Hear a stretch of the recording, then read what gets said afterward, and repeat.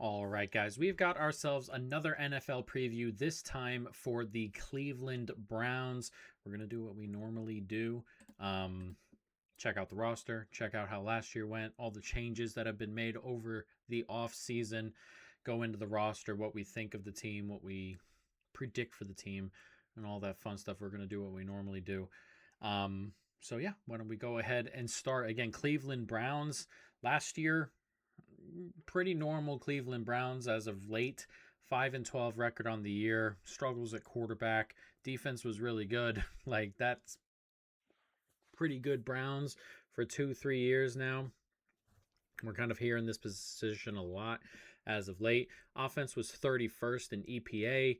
Defense was 4th in EPA. The defense was really, really excellent last year, and the offense was bad enough that they only really won 5 games, which really sucks. And that's led to a bunch of changes. It is full reset time here in Cleveland for the most part. Myles Garrett has been moved on, traded to the Los Angeles Rams.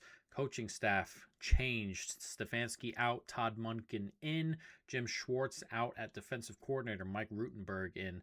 So the reset is here, man. Getting rid of guys who are not on the timeline, getting rid of money that's not on the timeline, full reset at coach.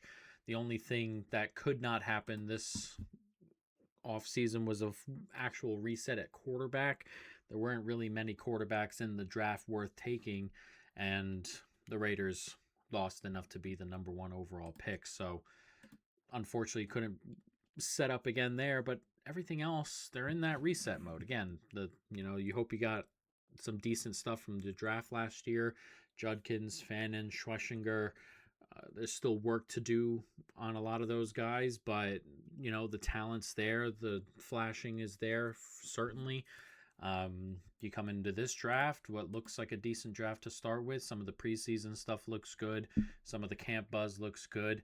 So you're hoping if you can hit on a couple draft classes and find your quarterback along the way, then you're all of a sudden in a really good spot. So we'll see what happens. Again, this year is probably going to be a lot about getting Monken comfortable, getting the defensive coordinator comfortable, getting the rookies or the guys who were rookies last year, the rookies this year, the younger players overall kind of taking steps forward, developing them properly, and seeing if you can, build on that, and then figure out quarterback along the way. You'd like to hope to get all that and be in a spot to get a good quarterback next year, but again, we'll see how that goes. A lot of changes, a lot of decent stuff that you like to see. And again, this is just kind of what happens when a team's resetting a little bit. Last year, rush offense was 32nd, pass offense 31st, total offense 31st in EPA, pass defense 2nd, rush defense 8th, total defensive EPA 4th. Again, the defense was really, really good. The offense was really, really bad, and that's just kind of where we're at. And again, the changes are there. Myles Garrett gone. Devin Bush, who had a really excellent year last year at linebacker, gone. Shelby Harris gone. Martin Emerson gone. Some of the offensive linemen gone. Bitonio, Pocic, all out the door. So again, one of those years. Titus Howard comes in at right tackle. Zion Johnson at guard. Elton Jenkins also comes in. Those are all going to be starters. It looks like Quincy Williams comes in, another one who looks like he's going to be a starter. Daniel Thomas, Kalia Davis, and then of course Jared Verse, who comes in the Myles Garrett trade, who we'll talk about later on down the line. The draft, Spencer Fano at tackle early on in the first round, I believe pick 9. Casey Concepcion at wide receiver, who went in the 20s in the draft, so 2 first-rounders here. Denzel Boston at wide receiver. Emmanuel McNeil-Warren at safety, 2 second-rounders there.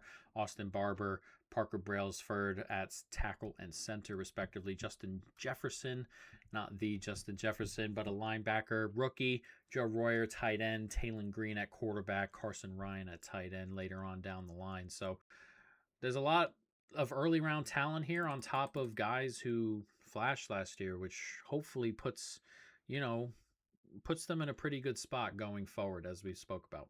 But let's jump into the roster. We always start at quarterback, and technically there's a battle going on right now. as of the so yesterday I was like, man, I'm sick of this Browns quarterback battle. I was gonna wait and hold off until we found who was gonna be quarterback. And then yesterday I was like, screw it, I'm just gonna do this preview. And then today, Munkin said that tomorrow he'll announce the quarterback who won the starting job. So we're going to go through both quarterbacks today. Again, it's about 50-50 on some of the betting markets and stuff on who will be the starting quarterback. But again, it's between Deshaun Watson and Shedeur Sanders. For what it's worth, I think this is really stupid that there's a quarterback battle here. On-field play, I think Shedeur is a better player from what I can see. I can see, like, if Deshaun gets a little bit back of what he was, I can see the ceiling being a little bit higher there. But for play right now, as not so good as Deshaun is, or as not so good as, Shedeur is, Deshaun doesn't look like he can throw the football downfield, like, at all. So that's kind of a worry for me.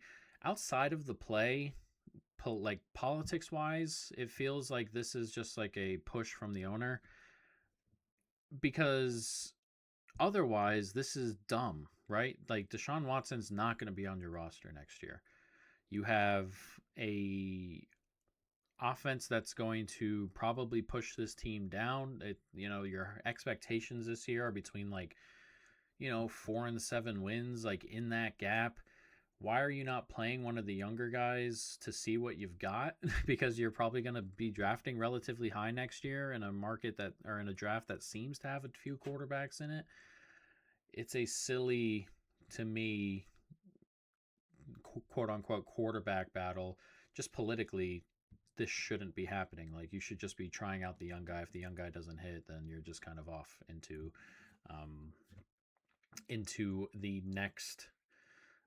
the next year, picking up a different quarterback. This doesn't make any sense to me. So yeah, I don't understand it. I mean, he's getting all the bad publicity. They're booing him at the stadium. His own fans, the Browns' own fans, which, fair enough. And there's just no upside for Deshaun Watson starting games here. Genuinely no upside for anybody, anywhere. But here we are with this again. And yeah, so not what I'm looking for. I know it's a quarterback battle, and I think a lot of what Shedeur brings to the table isn't positive. Again, last year, dead last in EPA per play. Of the 45 qualifying quarterbacks last year, he was 45th in completion rate, 43rd in EPA per dropback, 43rd in success rate, number 42 in sack and interception rate, number 32 in yards per attempt, which means he's not even throwing downfield as much and still really, really struggling. Number 44 in touchdown to interception ratio. He created they got pressured a lot, but he created 29% of his own pressures, which was 44th out of 45 quarterbacks. Since 2020, only Anthony Richardson and Zach Wilson have had lower completion rates.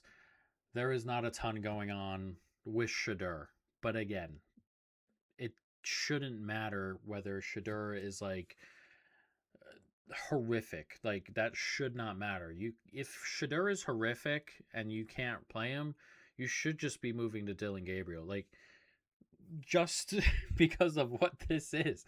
There should be no Deshaun Watson here. And again, it's not even the off the field stuff. The on the field stuff, it doesn't make sense. It's like having like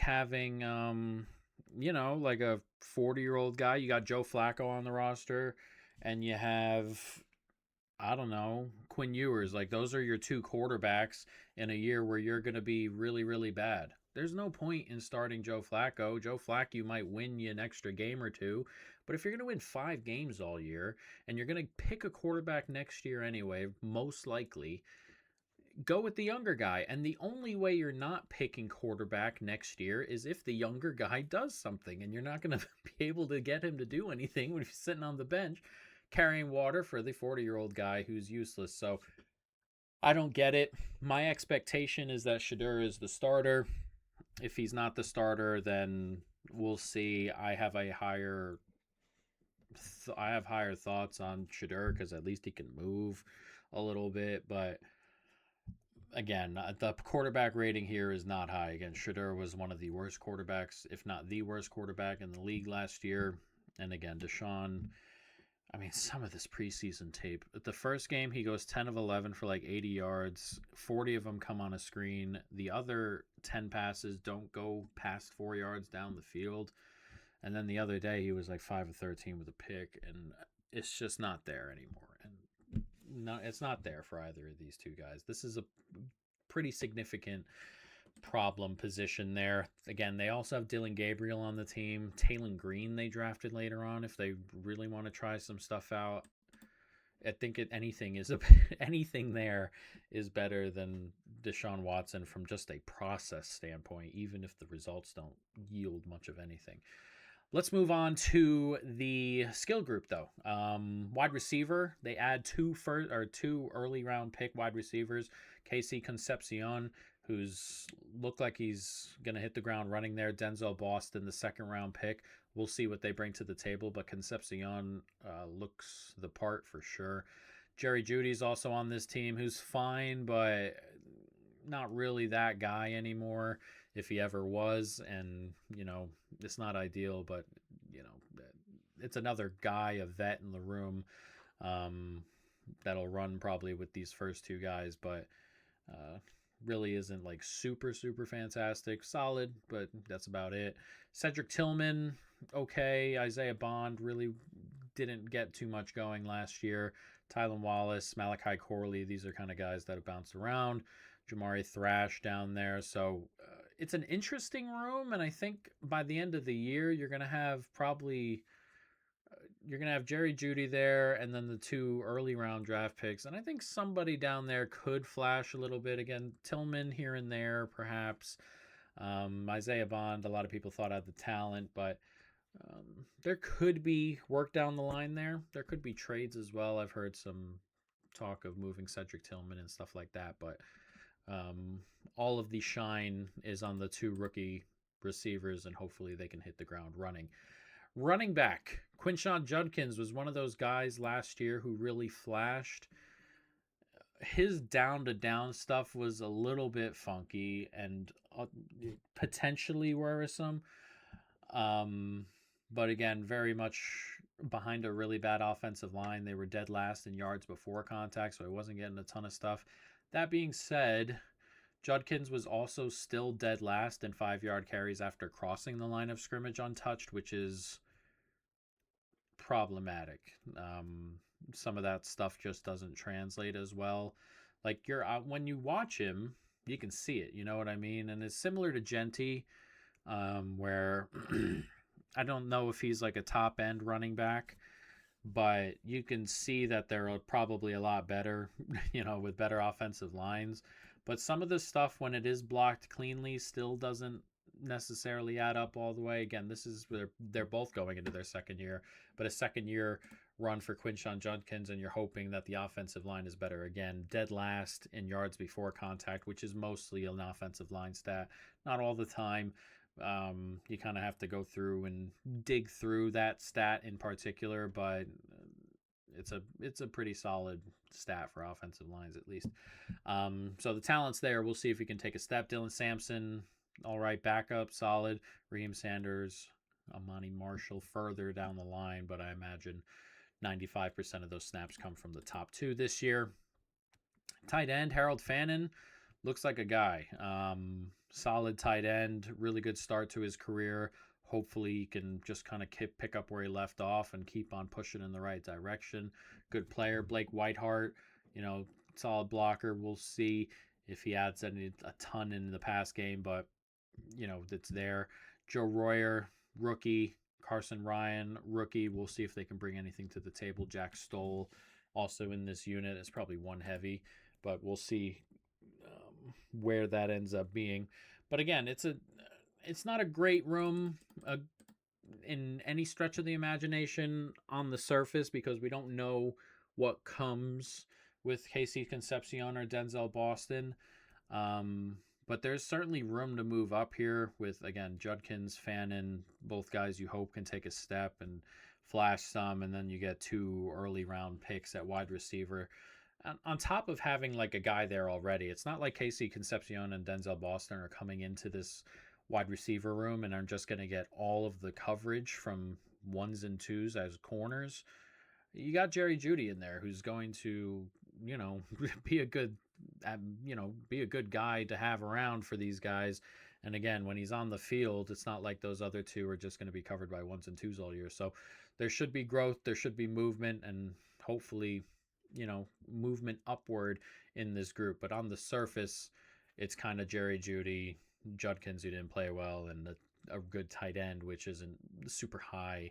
And if we're kind of just ranking teams by the weapons in their skill groups.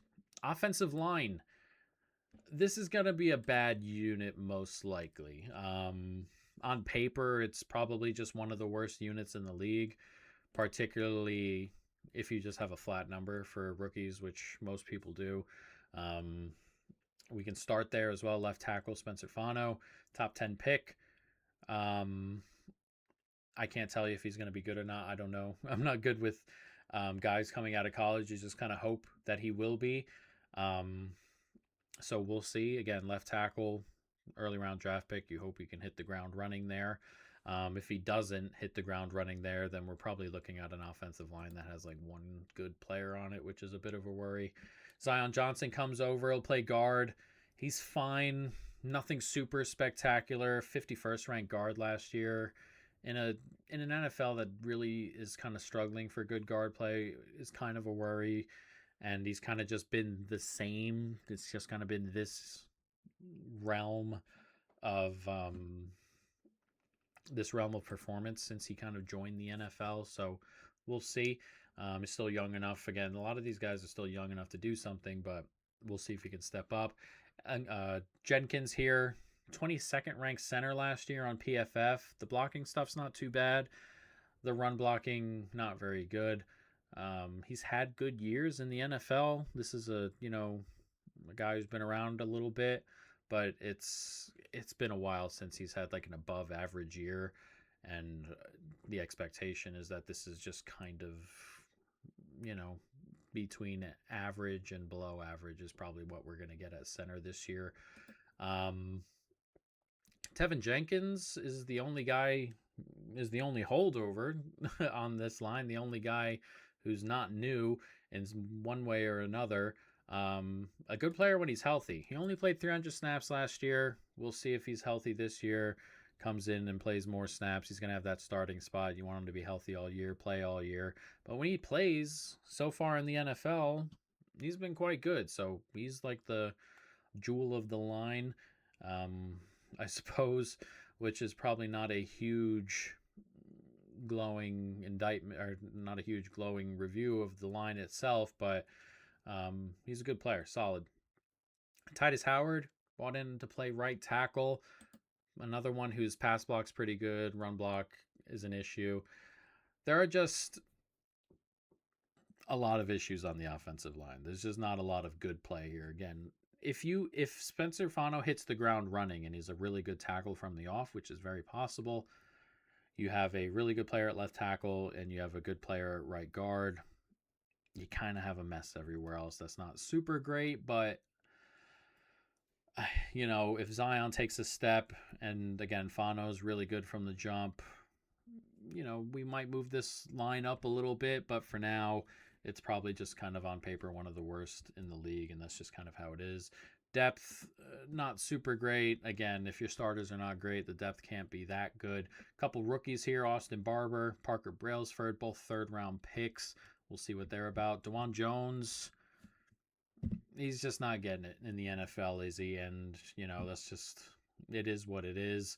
Seems to be getting worse year over year, which is kind of a problem. Zinter, Leviston, like regular deep guard stuff that you don't want playing a lot of snaps. So again, this unit could be interesting as the year goes by if Fano is good from the jump, but otherwise we'll have to see. The pass, it's nice that the pass blocking is a little bit better on some of these worse off players. Titus Howard, Jenkins in the middle. If you can kind of keep the pocket clean, if Shedeur is going to be quarterback, and then he's as a quarterback who invites pressure.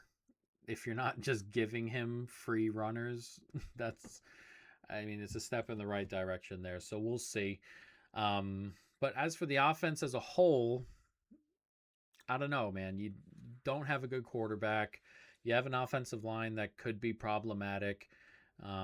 Running back, again, has to show more. Again, capable, but has to show more. A lot of rookies in the pass catching department. New offensive play caller in Todd Monken. Hopefully he can make it easier on the quarterback, on the offense. But this should be one of the worst 2 or 3 offenses in the league. Again, you're looking for the young guys to shine a little bit. You're looking for flashes out of those guys, and that's the main objective. And you're hoping Todd can put his offense in and show flashes of it being a really good, sustainable offense. But most likely we're looking at a pretty bad unit. So not ideal there. Defense. Last year, again, this was a really good unit. Again, 4th in EPA against. It loses a lot. Again, we spoke Myles Garrett, best edge in the league, gone. Devin Bush, who was like a top 1 almost linebacker last year. That's how well he played, gone. Schwartz, who's a really, really good defensive mind, gone. And we got a lot of things to figure out here on a team that was, again, defensively really good last year, but has a few issues. So let's jump into the roster. We'll start on the defensive line here. Again, Garrett gone, but on paper, because they got Jared Verse back in the trade, the drop-off isn't like crazy. Like, this isn't like dropping off from 1 and then just picking a guy up off the street and he's the new Garrett. Jared Verse is a really good player. He's had 2 really great years so far in the NFL. 14th ranked edge on PFF, 13th in pass rush. 5th in solo tackles, 8 sacks, 3 forced fumbles, 6th in the league in stops, 6th in the league in pressures, 6th in hurries. He was really good. He's a really good football player. It's not like, it's not like a nobody is replacing Myles Garrett. This is a really, really solid piece that is replacing Garrett there. So it's really nice to have him come in on that one side. On the other side was gonna be Alex Wright. As of today, I'm going to double check and make sure I'm not crazy. As of today, it looks like Alex Wright is going to miss the season with a torn Achilles. He had a really good year last year. Yeah, season-ending injury. Not ideal. Which is a miss. He was really good last year, but an Achilles rupture, which ends his season, which really sucks. Isaiah McGuire looks like he's going to be the one to jump in there. He was solid in his, 400 to 500 snaps last year as a starting guy. This year, if he does start, he's going to have to kind of become more consistent and do that down to down every week, which is a little bit different, again, than playing 500 snaps. Playing 900 or 1,000 snaps it's a little bit different. You get a bigger sample size and you kind of get to see what these guys are really, really made of. They added Derek Barnett today, who should be a pretty decent rotational piece at least. Rest of the depth here is, a little bit funky. Okwara can be okay in spurts, but you don't want him playing a ton. Fano and Sap. A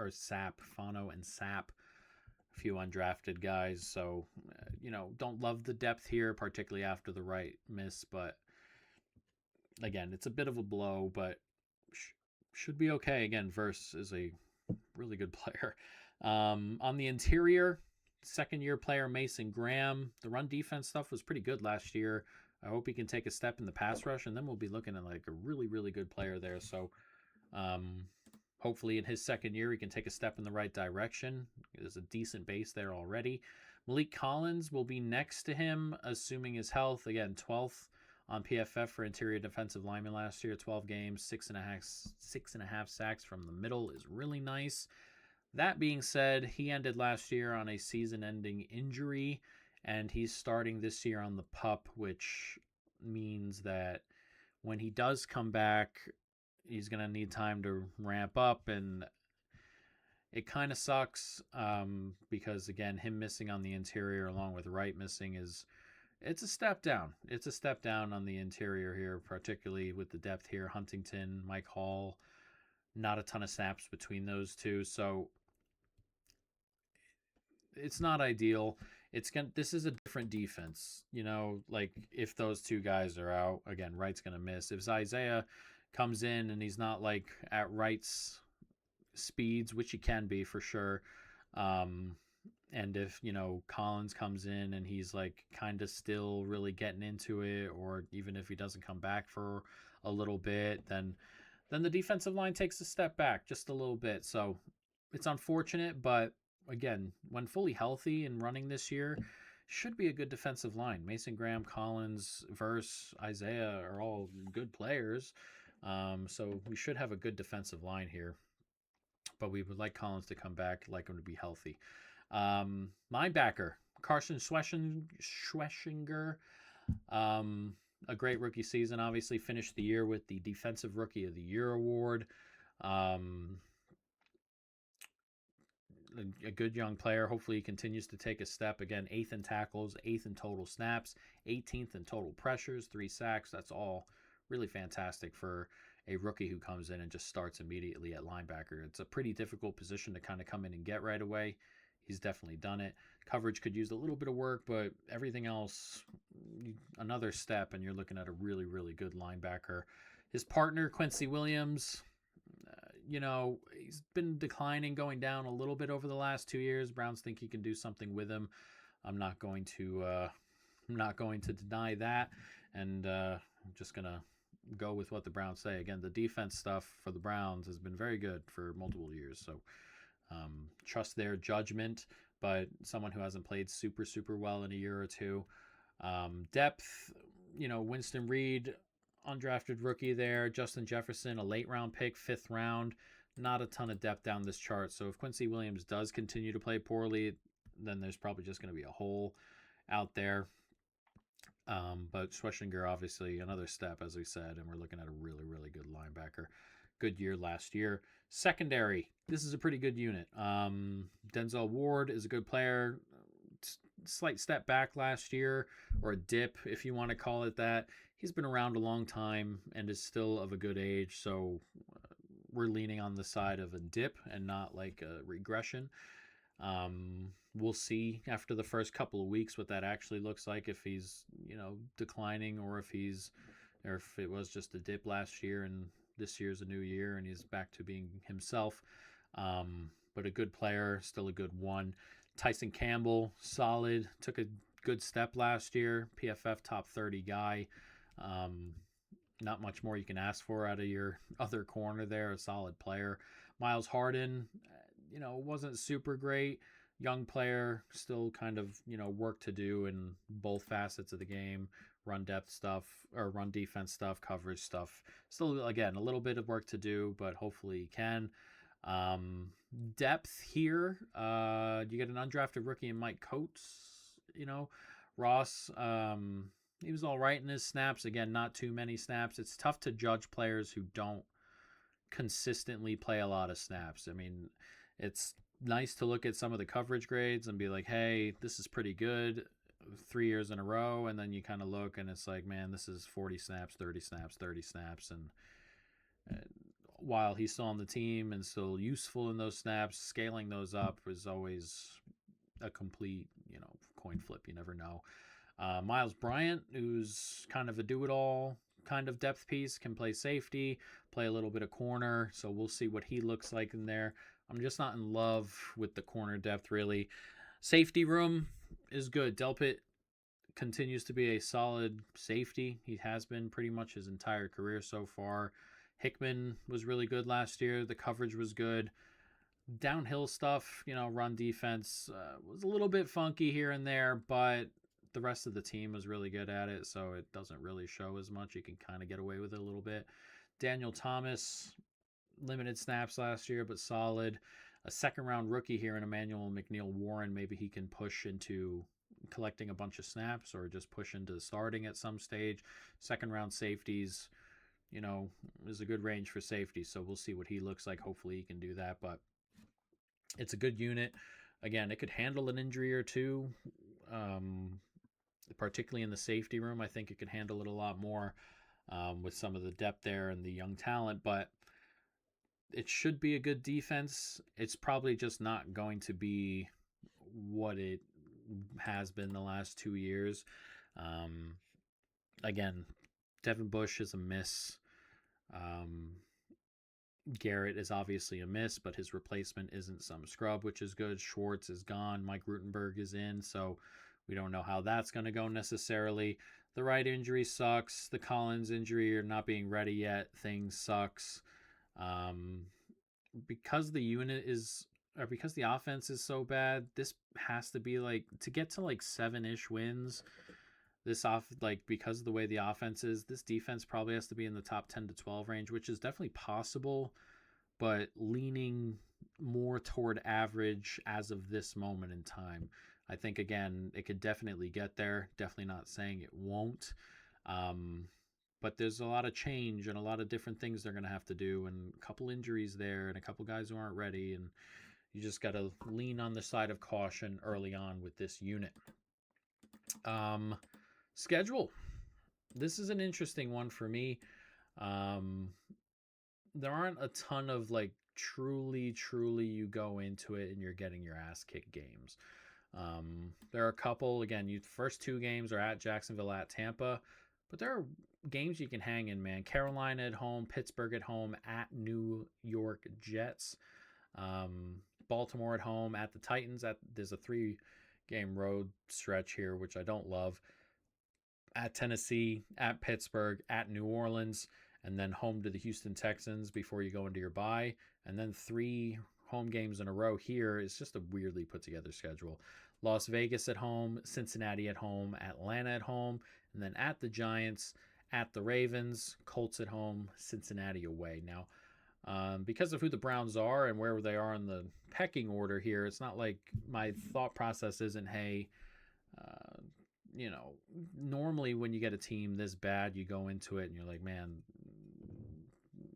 they're going to get their ass kicked a ton. And I'm not necessarily sure that's the case. Again, 7.5 point dogs to Jacksonville, but outside of the Baltimore games, and maybe if Cincinnati stays healthy in Houston, you're not going to be gigantic dogs in a lot of places. That being said, you're not going to be favorites much of anywhere. You get Vegas at home, Atlanta at home, maybe Carolina at home. Otherwise, you're probably dogs some other places. And in terms of winning games, a lot of those winnable games are on the road, which kind of sucks for that spot. Like at Tennessee, Jets, Giants, they're all winnable, but they're all on the road. New Orleans on the road, and that kind of makes it funky for win totals and stuff. And in terms of the defense, again, the defense you can see doing well. It's just the offense that I struggle to see too many games where they're just really good.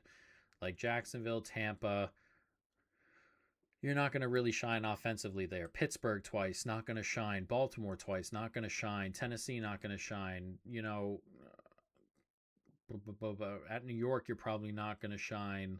Colts, probably not going to shine. It's just a struggle here. So we do have a bet for the Browns. Browns under 6.5 wins at -170, a $22.16 bet for us in our challenge. Again, a lot of the winnable games on the road, which is not exactly what you want when you're trying to win games. When you're trying to win games, you want your winnable games at home. Or if you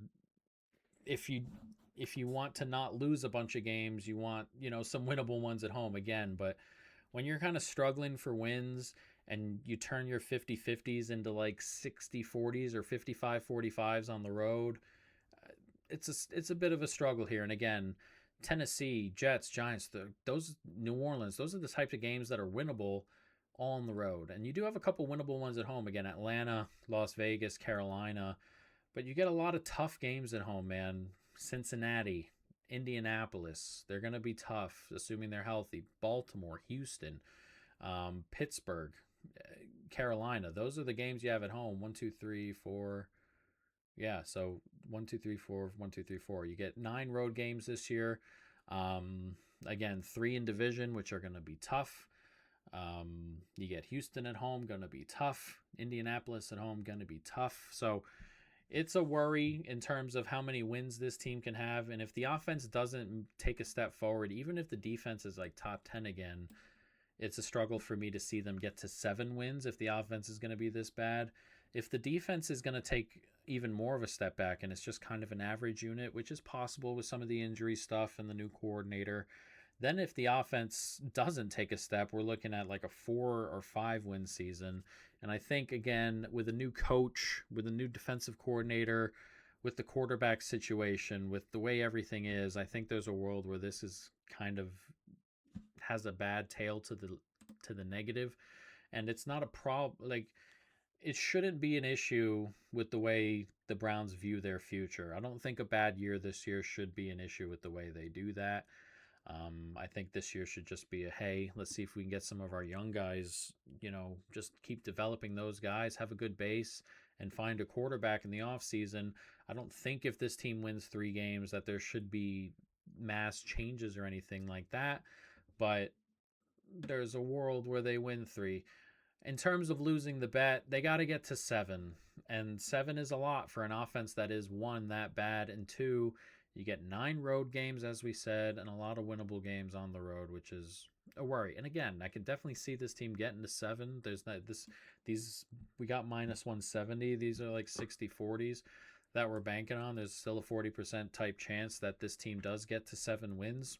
I can see it. Again, if they're just like solid, or just like not, like if they go from 32nd to 27th offensively and the defense is top 10, then you can hang with Carolina. You can hang with Pittsburgh. You can hang with Las Vegas. You can hang with Atlanta. You can hang with the Giants. You can hang with the Jets, the Titans. Those are all winnable, man. But if this is the worst offense in the league and the defense is like 12th, how do you hang with the Jacksonville? How do you hang with the Tampa Bay? How do you hang with Baltimore? How do you hang with Cincinnati? How do you hang with Houston? How do you hang with the Colts? Like, all of a sudden it becomes pretty difficult to find 7 wins, and that's just kind of where I'm at there. So that's the bet. Those are the Browns. It's an interesting year coming for them. Again, I think they should just kind of be looking to go ahead and grow some of the younger guys, develop them. That should be the focus, and the rest of it hopefully works itself out in the next off season. But there we go. Those are the Cleveland Browns.